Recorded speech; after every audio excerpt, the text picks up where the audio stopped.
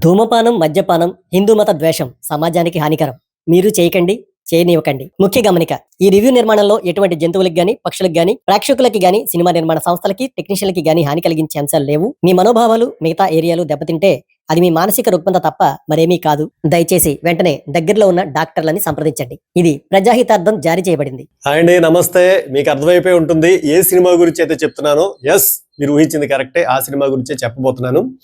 అంటే ఇప్పుడు ఉన్నటువంటి ప్రస్తుత పరిస్థితుల్లో పౌరాణికమైనటువంటి కథల్ని టచ్ చేయాలి అంటే అటు జూనియర్ ఎన్టీఆర్ కానీ లేకపోతే ఇంకోళ్ళు కానీ ఎవరో ఒకళ్ళిద్దరే ఉన్నారు తప్ప ఎవరు వాటిని టచ్ చేసే సాహసం అయితే చేయలేకపోయారు. కల్కి సినిమాలో ప్రభాస్ కూడా కర్ణుడి యొక్క పాత్రని జస్ట్ అలా ముట్టుకుండా అలా ముట్టుకున్నట్టుగా వదిలేసాడు, కానీ తర్వాత మళ్ళీ అది ఫ్యూచర్లోకి వెళ్ళిపోతుంది. కాకపోతే భక్త కన్నప్ప ఈ కథని ఆల్రెడీ ముందు తెలుగులోనే కన్నడ కంఠీరవ రాజ్ కుమార్ గారు, మహానటుడు, ఆయన చేశారు. తర్వాత రెబల్ స్టార్ కృష్ణరాజు గారు అయితే చేశారు. నేను ఎప్పటికైనా సరే ప్రభాస్ చేస్తాడేమో అనుకునేవాడిని, కాకపోతే మంచు విష్ణుబాబు దీన్ని అయితే చేయడం అయితే జరిగింది. నిజంగా ఆ యొక్క ప్రయత్నానికి మనం అయితే హ్యాట్స్ ఆఫ్ చెప్పాలి. ఎందుకంటే అలాంటి కథను టచ్ చేయాలంటే చాలా గట్స్ కావాలి, చాలా ధైర్యం కావాలి, చాలా సాహసం కావాలి. వాళ్ళైతే ఖచ్చితంగా సాహసం అయితే చేశారు. ఆ సాహసం అనేటటువంటిది నాకు ఎలా అనిపించింది అనేటటువంటిది మీతో పంచుకోబోతున్నాం. So welcome to AK stocks.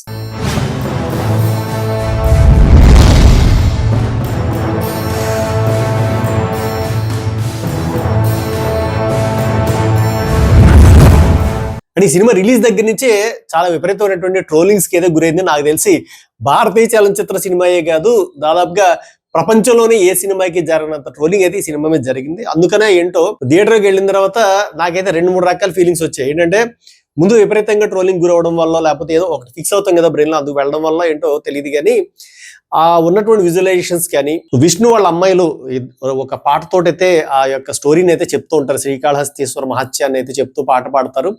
అది బాగుంది. లవకుశ సినిమాలో వీరుడు వీరుడు రామాయణ గద టైప్ లో దాన్ని అయితే చెప్పడం అయితే జరిగింది.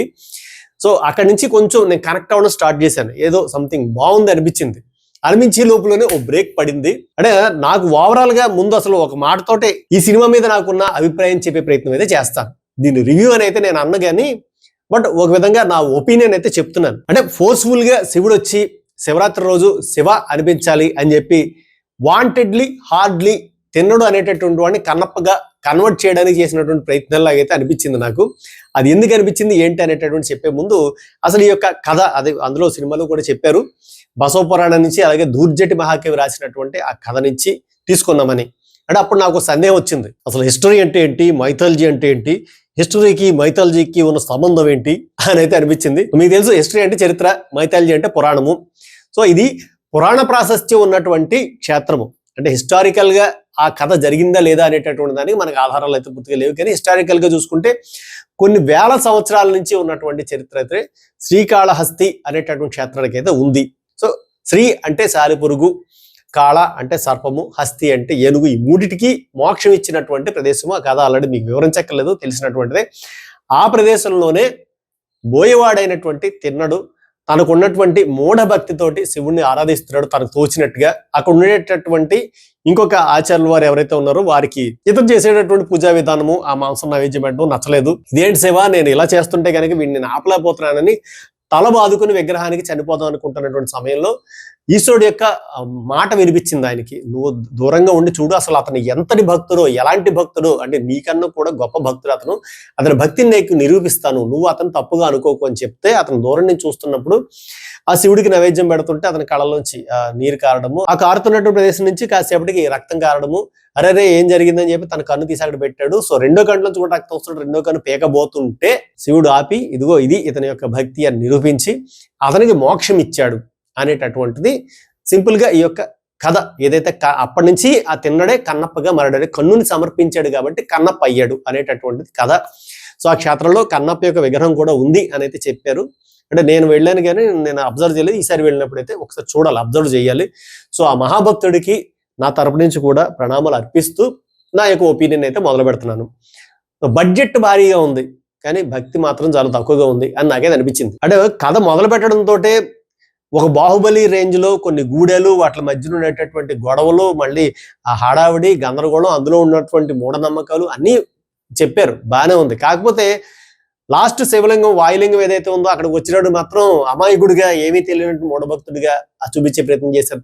దానివల్ల ఏమైందంటే కొద్దిగా కవరింగ్ కరెక్ట్ గా కుదరలేదు అనిపించింది. స్టార్టింగ్ నుంచి ఆ భక్తి అనేటటువంటి కోణాన్ని, అంటే తినడంలో ఉండక్కర్లేదు కానీ మిగతా వాళ్ళందరూ కూడా ఆ శివుడికి సంబంధించిన ఏదో ఉండుంటే బాగుండేది. ఆ ఆయన ఉన్న మహాదేవ శాస్త్రి గారు, మోహన్ బాబు గారు నటించారు. సో మహాదేవ శాస్త్రి గారు అసలు ఆ వాయులింగ ఎవరికంటా కనపడకుండా దాన్ని ఏదో పూజ చేస్తూ ఉంటాడు. సో ఏదో సినిమాటిక్ లిబర్టీ కొద్దీ అదేదో రాశారు. కానీ స్టార్టింగ్ అంతా కూడా ఎంతసేపు హీరోయిన్ హీరో వీళ్ళిద్దరు ప్రేమ కథ, వీళ్ళిద్దరూ ఎందుకు ప్రేమించుకుంటున్నారు, ఎలా ప్రేమలో పడ్డారు, అసలు హీరోయిన్ కోసం ఈయన చేసిన త్యాగం ఏంటి, ఎలా బయటికి వెళ్ళిపోయాడు, ఎలా బహిష్కరణకి గురయ్యాడు, అంటే హీరోయిన్ కన్నా కూడా ముందు హీరో ఫ్రెండ్ గురించి ఈ దేవుడు నమ్మడం మానేస్తాడు. సో ఒక నాస్తికుడిగా మారిపోతాడు. అలాంటి వ్యక్తి నీకు భక్తుడు ఎలా అవుతాడు స్వామి అని చెప్పి పైన ఉన్నటువంటి పార్వతీ పరమేశ్వరులు ఒకళ్ళతో ఒకళ్ళు మాట్లాడుకుంటూ ఉంటారు.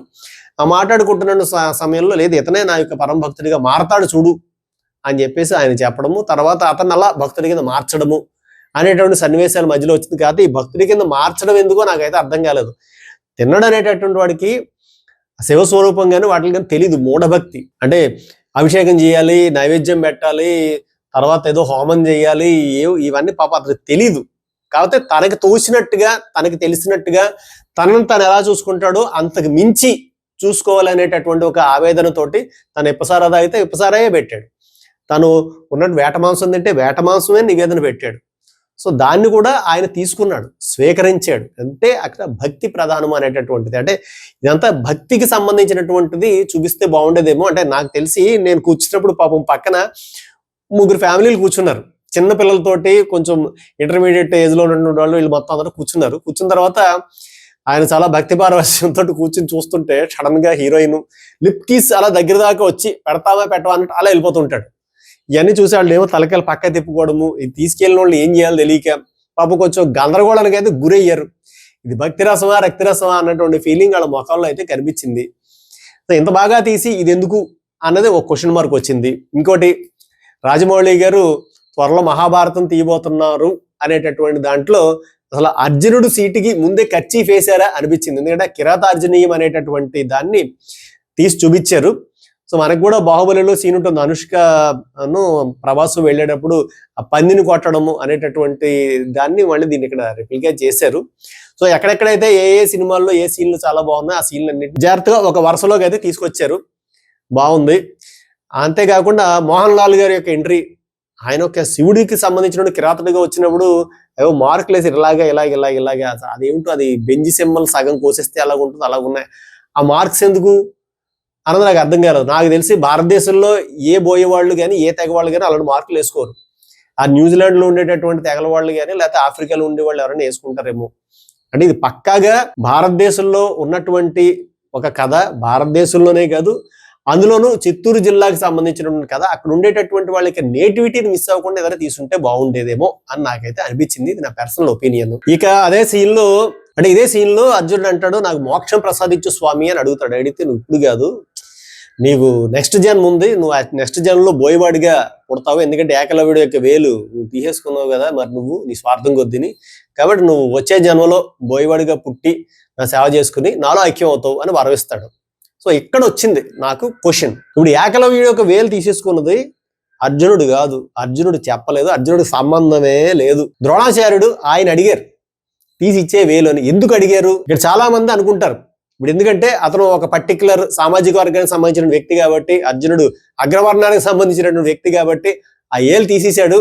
ఆ ఏలు తీసేసుకోవడం వల్ల కురుక్షేత్రంలో మళ్ళీ ఎక్కడ అడ్డొచ్చేసి ఇంత గొప్ప పరాక్రమవంతుడు మళ్ళీ నన్ను జయించేస్తాడు అని భయం కొద్దీ చేసేశారు అనేటువంటి ఒక తప్పుడు ఒపీనియన్ తోటి ఆ మధ్యకాలంలో సినిమా కూడా వచ్చింది. సో అందులో కూడా సేమ్ ఇదే ఎత్తుకుంటారు. అంటే ఒక వేలు పోతే పెట్టడానికి ఏ దేవుడు రాలేదు, తలకాయ పోతే తలకాయ పెట్టడానికి మాత్రం దేవుళ్ళు అందరూ వచ్చారు అనేటటువంటి ఒక డైలాగ్ తోటి అది మొదలవుతుంది. అదే భావజాలం ఇక్కడ కొంచెం కనిపించింది. అంటే దీన్ని సవరిద్దాము అనేటువంటి ఉద్దేశంతో ఈ వీడియో కూడా చేస్తున్నారు. మీరు తెలుసుకోవాల్సింది ఏంటంటే ఏకలవుడి యొక్క తండ్రి అనామకుడు కాదు, ఏం అడవుల్లో ఉండేటటువంటి వాడు కాదు, ఆయన కౌరవ సైన్యానికి అధ్యక్షుడు, సైన్యాధ్యక్షుడు. ఆయన ముందు విషయం తెలుసుకోండి.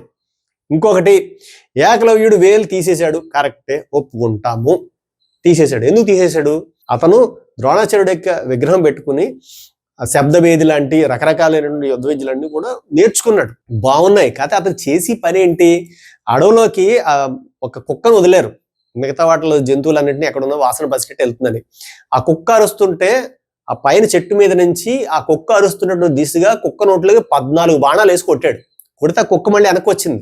ఇదేంట్రా, ఇప్పుడు ఒక బాణంతో చంపేచ్చు దాన్ని, కానీ అలా కాదు, అది మళ్ళీ అరవకుండా నోట్లోకి 14 బాణాలు వేసి కొట్టాడు. అది చావు కాదు బతుకు కాకుండా ఉంటే అసలు ఇంత కిరాతకమైనటువంటి, కిరాతకుడు అంటే అది, ఇంత కిరాతకమైనటువంటి దుశ్చర్య చేసినటువంటి వాడు ఎవడు అని చూస్తే మనడు చెట్టు పైన దిగి కిందకు వచ్చి, అయ్యే గురువర్య మీరు మిమ్మల్ని చూసి నేను నేర్చుకున్నట్టు మతి పోయింది. ఇదేంట్రా అంటే, మరి ఇంత విలువిద్య నేను మిమ్మల్ని బట్టే నేర్చుకున్నానంటే, ఇలాంటి క్రూరమైనటువంటి మనస్తత్వం ఉన్నటువంటి వాడి చేతుల్లో ఈ విద్య ఉంటే కనుక వీడు ఇంకా వినాశనాన్ని చేస్తాడు. ఆ అడవుల్లో ఇప్పుడు అందంగా ఉన్నటువంటిది మనకి చెవులు పిల్లలు కానీ పావురాలు కానీ లేదా పక్షులు కానీ చూస్తే అనిపిస్తుంది, అరే ముచ్చటగా ఉన్నాయి అనిపిస్తుంది తప్ప దాన్ని కోసుకు తింటే ఎంత బాగుంటది అని అయితే అనుకోం కదా. వాడి మెంటాలిటీ అలాంటిది. సో అలాంటి వాడి దగ్గర విద్య ఉంటే ప్రమాదం అని చెప్పి ఆ విలువిద్యకు కారణమైనటువంటి ఆ బొటన్ వేలు తీసిచ్చే గురుదక్షిణగా అని చెప్పి ఆయన అయితే అడగడం జరిగింది. అంతేగాని ఎక్కడో అర్జునుడికి వచ్చేటటువంటి రాజ్యంలోకి భాగానికి వచ్చేస్తాడనో లేకపోతే ఇంకోటనో ఉద్దేశం అయితే కాదు. పోనీ అలాగే అనుకుందాం, మీ దృష్టిలో కులం అనేటటువంటి దాన్ని చూసి ఇలాంటి తక్కువ కులం ఉన్నటువంటి వాడి దగ్గర ఇలాంటి విద్య ఉండకూడదు అనేటటువంటి బ్రాహ్మణ కుల దురహంకారంతో ద్రోణాచార్యుడు తీసేసుకున్నాడని అనుకుందాం. ఓకే, మహాభారత యుద్ధంలో ఆయన ఎవరి వైపు నించున్నాడు? అర్జునుడు ఎటువైపు ఉన్నాడు? ఆయన అధర్మం వైపు నించున్నాడు, అర్జునుడు ధర్మం వైపు ఉన్నాడు. కాబట్టి తల తీసేస్తున్న దుష్టజుమ్నుడు ద్రోణాచార్యుడు అంటే గురు యొక్క తల తీసేస్తున్నా కూడా ఒక్క మాట మాట్లాడలేదు, దుష్టజుమ్నుడిని వారించలేదు. ఎందుకు అంటే ధర్మం ముఖ్యం. అక్కడ ఎదురుగుండా ఉన్నటువంటి వాళ్ళు తాతలు అవ్వచ్చు, ముత్తాతలు అవ్వచ్చు, బాబాయిలు అవ్వచ్చు, బంధుగణం అవ్వచ్చు, సోదరులే అవ్వచ్చు, సాక్షాత్తు గురువే అవ్వచ్చు. కానీ ధర్మం తప్పాడు కాబట్టి తీసేయమన్నాడు. అది మరి ఇక్కడ కులాన్ని చూశాడా? ధర్మాన్ని చూశాడు. కాబట్టి ధర్మం గొప్పది. సో ఇక్కడ ఏంటంటే ఇలాంటి కొన్ని మిస్టేక్స్ ఉన్నాయి. ఇక నుంచి భవిష్యత్తులో కథలు రాసేటటువంటి వాళ్ళు కూడా కొంచెం బుర్ర బుద్ధి ఉన్నట్టు సంప్రదించి తెలుసుకుని రాయండి రా బాబు. మా బాధ అది. అంటే భక్తి సినిమా తీయాలి అంటే భక్తితో తీస్తే చాలు. ఇప్పుడు కాంతారా అనే సినిమా ఉంది, పంజుర్లి ఏంటి గుళిగ ఏంటి ఎవరికి తెలియదు. కాకపోతే నేను పర్సనల్గా 15-20 రోజులు అది ఫీల్ అయ్యాను నేను. అంటే ఆ యొక్క ఉంటుంది కదా ఆ సినిమాలో ఉండేటటువంటి దానివల్ల ఫీల్ అయ్యానో లేకపోతే ఆ యొక్క దేవత యొక్క అనుగ్రహం ఏమో తెలియదు, కానీ 10-15 రోజులు ఒక తెలియనటువంటి ఒక ట్రాన్స్ లో ఉన్నాను కాంతారా చూసిన తర్వాత. ఏంటంటే నిజమైన భక్తితో మహా అయితే 50 కోట్లు కూడా అయి ఉండకపోవచ్చు సినిమాకి. ఎందుకు ఇన్ని 100 కోట్లు పెట్టేసి అసలు ఏ భక్తి లేకుండా లాస్ట్ లో మాత్రం ఏదో కొంచెం చూపించి అలాంటి ఎందుకు? భక్తితో తీయండి. మీరు 1 కోటి రూపాయలు తీసినా చూస్తాం. ఈ యొక్క సినిమాకి వచ్చినా కూడా ఒకటి మిమ్మల్ని ఎందుకు మెచ్చుకోవాల్సి వస్తుంది అంటే అన్ని కోట్లు పెట్టినా మీరు ఒక భక్తి రస ప్రధానమైన సినిమా తీయాలనే ఉద్దేశంతో స్టార్ట్ చేశారు. కాకపోతే వచ్చిన ప్రాబ్లం ఏంటంటే అక్కడ బడ్జెట్ కనిపించింది కానీ భక్తి కనబడలేదు. అది అసలు ప్రాబ్లం. ఇక ఇందులో క్యామియో రోల్స్ లో అక్షయ్ కుమార్, కాజోలు వీళ్ళ ఇద్దరు కూడా శివుడు పార్వతిగా యాక్ట్ చేశారు. ఓకే, వాళ్ళ పాత్రలు పాపాలు చేసుకుని జాగ్రత్తగా ప్యాకప్ అయిపోయారు. అది పక్కన పెడితే మోహన్ లాల్ గారి గురించి ఆల్రెడీ చెప్పు. ఇక మన young rebel star Prabhas entry గురించి చూసుకుంటే నేను ఏదో బాగా ఊహించాను. పాపం ఆయన ఎంట్రీ అంతా కూడా అద్భుతంగా ఉంది. మనోడు ఉన్నంతసేపు ఆ కటౌట్కి పొనకు వచ్చింది. కాకపోతే ఆ బీజేఎం ఎందుకు భయ్య సప్పగా అయిపోయింది. అది కూడా ఉండుంటే అసలు వేరే లేవు. అంటే పెదరాయుడు సినిమాలో రజనీకాంత్ గారు వస్తారు చూసారా, అలాంటి ఒక క్యామియో ఇది. బట్ దాన్ని కాస్త బీజిఎం కొంచెం అంటే మిగతా చోట్ల అంతా బాగుంది కదా, ఇక్కడ ఒక చోట ఎందుకు అలాగా చప్పగా అయిపోయింది. అది కూడా వచ్చింటే ఎక్స్ట్రాడినరీగా ఉండేది కదా. నాకు అనిపించింది ఏంటంటే ఎంతసేపు మహాశివరాత్రి రోజు అతను శివ అంటే చాలు నేను చూసుకుంటా మిగతా అంతా అని అతనితో బలవంతంగా శివ అనిపించాలని చెప్పేసి రుద్ర అనేటటువంటి దింపి ఇదంతా చేయాల్సినటువంటి అవసరం ఏముంది? అదేమిటో కొంచెం అదొక క్లమ్జీగా నాకైతే అనిపించింది. ఇప్పుడు అతనికి భక్తితోటి శివ అనాలి తప్ప ఏదో ఒకటి ఆటంకం కల్పించి ఏదో ఒకటి చేసి మళ్ళీ నువ్వు శివ అనిపించడం, మళ్ళీ నేను శివ అన్నాక నేను మళ్ళీ అతనికి అనుగ్రహిస్తాను అనేదో ఫోర్స్ఫుల్ కన్వర్షన్ లాగా అయితే అనిపించింది.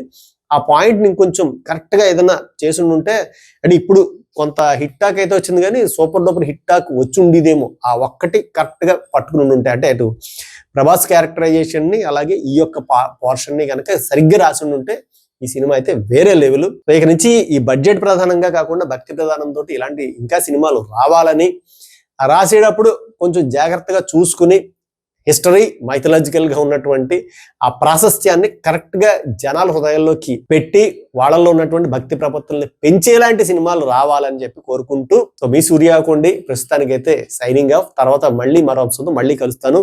హర హర మహాదేవ.